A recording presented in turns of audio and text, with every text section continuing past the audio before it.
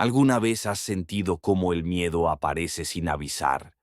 Como una sombra que se cuela por la ventana de tu mente y cubre todo lo demás con su oscuridad. No necesitas estar en peligro real para sentirlo. Solo basta un pensamiento, una imagen mental, una suposición, y ya estás allí, tenso, alerta, inquieto. El miedo no siempre necesita motivos claros. A veces se disfraza de intuición, otras veces de protección, pero casi siempre termina limitándote.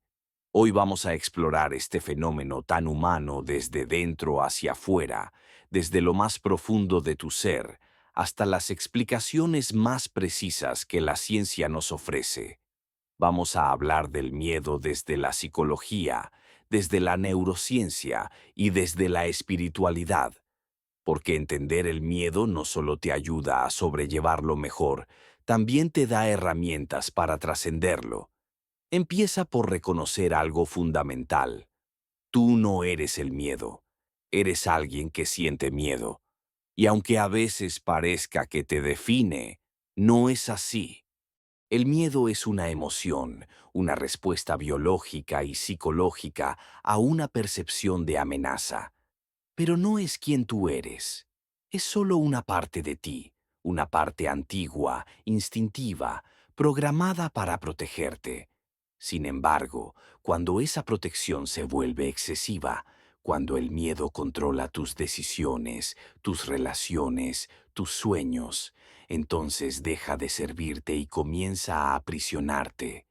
Desde el punto de vista psicológico, el miedo surge principalmente como una reacción defensiva ante lo desconocido, lo inesperado o lo potencialmente doloroso. Puede nacer de experiencias pasadas, de traumas no procesados, de creencias limitantes que se formaron durante tu infancia. Muchos de los miedos que experimentas hoy no son nuevos. Han estado contigo por años, incluso décadas. Algunos tienen nombre propio: miedo al fracaso, miedo al rechazo, miedo a la soledad, miedo a perder el control. Otros no están tan definidos, simplemente existen como una sensación constante de ansiedad, de inseguridad, de incomodidad interna. Lo interesante es que muchos de esos miedos no están basados en una realidad actual, sino en memorias emocionales del pasado. Tu cerebro tiene una capacidad asombrosa para recordar momentos cargados de emoción negativa. Cuando algo te lastimó profundamente, tu mente archivó ese momento con una etiqueta especial: peligro. Y cada vez que algo similar aparece, aunque sea distinto, tu sistema nervioso responde como si estuvieras otra vez en esa situación.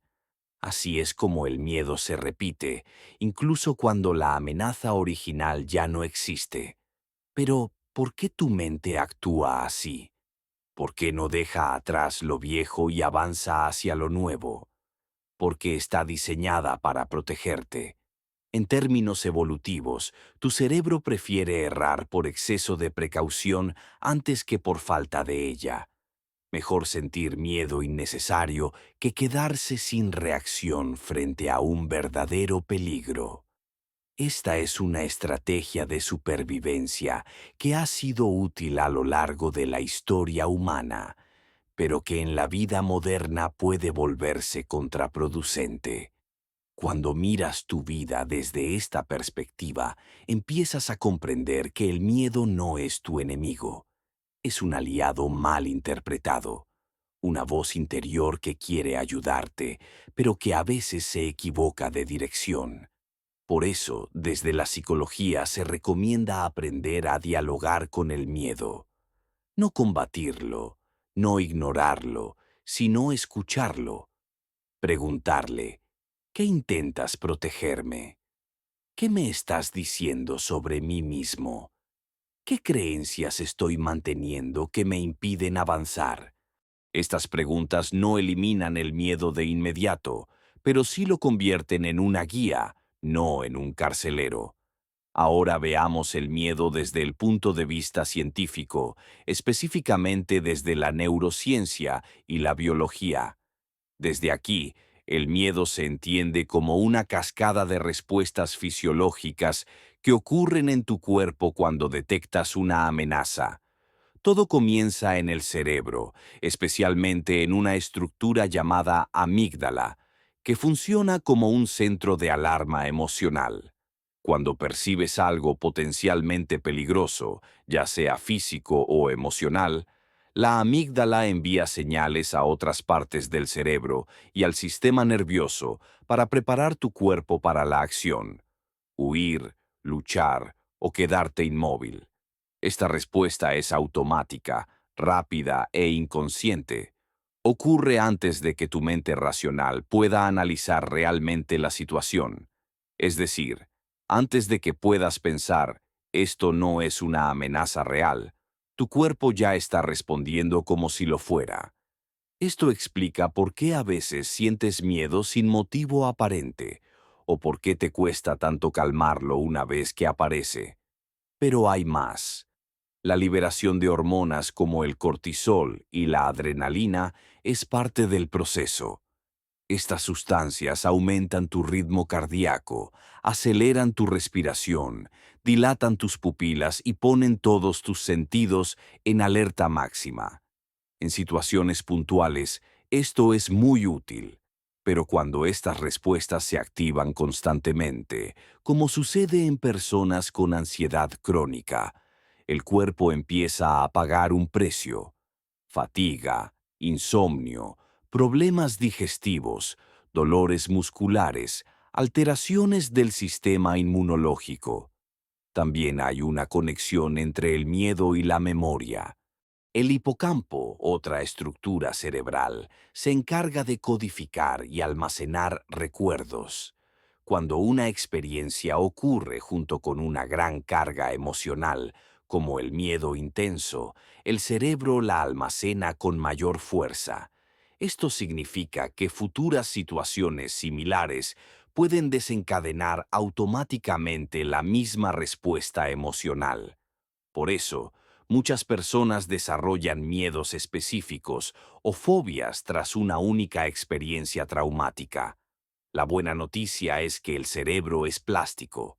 Puede cambiar, puede reaprender, puede desactivar respuestas automáticas mediante nuevas experiencias, nuevas interpretaciones y nuevas formas de responder al mundo. Este proceso se llama neuroplasticidad y es la base de muchas terapias psicológicas efectivas para el manejo del miedo y la ansiedad. Terapias como la cognitivo-conductual, la terapia de exposición, la mindfulness o la ACT trabajan directamente con estos sistemas cerebrales para reducir la intensidad del miedo y aumentar la capacidad de tolerarlo sin dejar que controle tu vida.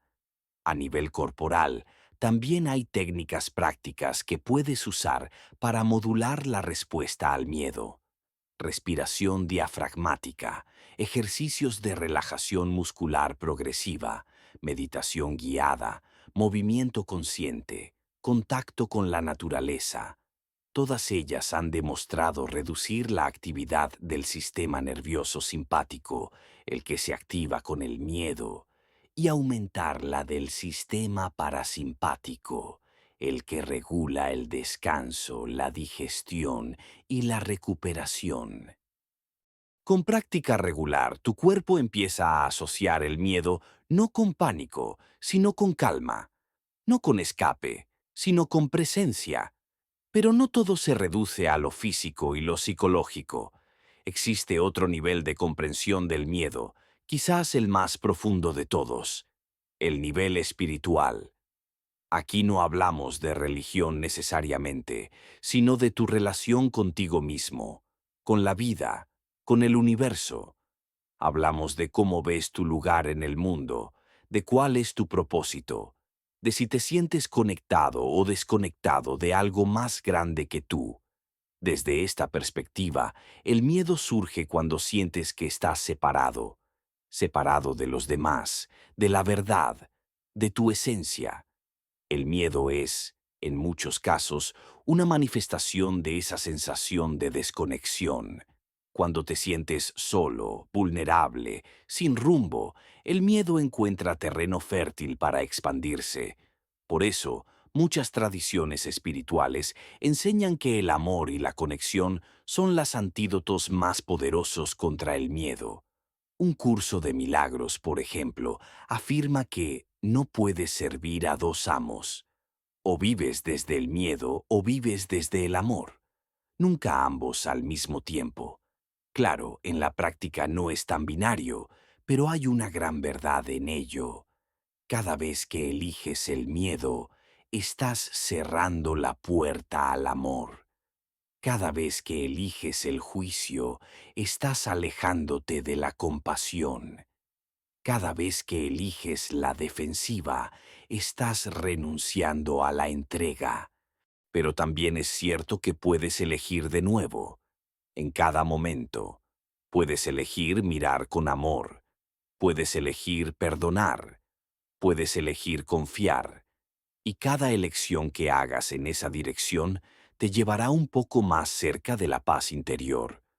Muchas personas se encuentran en la meditación, en la oración, en el silencio, en la contemplación, una forma de reconectar consigo mismas, de recordar que no están solas, que hay algo más que el miedo. Hay un yo interno que no teme, que no juzga, que no se defiende, un yo que simplemente es. Y cuanto más tiempo pasas en contacto con esa parte tuya, más claro se vuelve que el miedo no es quien manda. Tú eres, y tienes el poder de elegir cómo vivir. El perdón también juega un papel central en la sanación espiritual del miedo. No se trata de justificar lo injustificable, ni de olvidar lo que te hicieron. El perdón es soltar el peso emocional que llevas por años. Es decir, esto me dolió, me marcó, pero ya no voy a permitir que defina quién soy. El perdón no es para quien te lastimó, es para ti, para liberarte de la amargura, del resentimiento, de la culpa, porque mientras sigas aferrado al dolor del pasado, seguirás atrapado en él, y mientras estés atrapado, no podrás dar lo mejor de ti al presente. Y es precisamente ahí donde necesitas aprender a vivir en el presente. El pasado es historia, el futuro es imaginación, solo el presente es real, pero gran parte de tu mente vive fuera de él. Estás comiendo, pero pensando en una discusión de ayer. Estás trabajando, pero planeando una conversación incómoda de mañana. Estás caminando, pero repitiendo mentalmente un discurso que no sabes si llegará a darse. Y así, te pierdes de la hora, de lo que está sucediendo justo enfrente de ti, de la brisa fresca, de la sonrisa de alguien, de la luz del sol. Y lo peor es que mientras tu mente viaja por otros tiempos, tu cuerpo sufre las consecuencias. Se tensa, se agota e enferma, porque el cuerpo no sabe distinguir entre una amenaza real y una imaginada. Si tú le envías señales de peligro constantemente, él responderá como si estuvieras en peligro real, y eso genera estrés crónico, ansiedad, insomnio, fatiga emocional. Entonces, ¿cómo regresar al presente? Primero, reconociendo que no estás allí, reconociendo que tu mente se ha escapado. Luego, volviendo conscientemente a lo que está sucediendo ahora. Escuchar los sonidos, sentir tus pies en el suelo, observar tu respiración. Pequeñas acciones que te anclan al aquí y a la hora. Respirar profundamente ayuda a bajar la ansiedad. Mover tu cuerpo ayuda a liberar tensiones. Meditar unos minutos ayuda a calmar la mente. Cualquier práctica que te conecte contigo mismo, con tu cuerpo, con tu entorno, es valiosa, porque mientras más tiempo pases en el presente, menos poder tendrá el miedo sobre ti, porque el miedo vive en el pasado y en el futuro. En el ahora, Apenas tiene terreno donde sostenerse. Pero claro, no es fácil. Vivimos en una sociedad que fomenta la distracción. Miles de mensajes, imágenes, opiniones, noticias, notificaciones bombardeándonos constantemente. Y todo eso hace que sea cada vez más difícil detenerse, mirar hacia adentro y preguntarte, ¿cómo estoy? ¿Qué siento? ¿Qué necesito?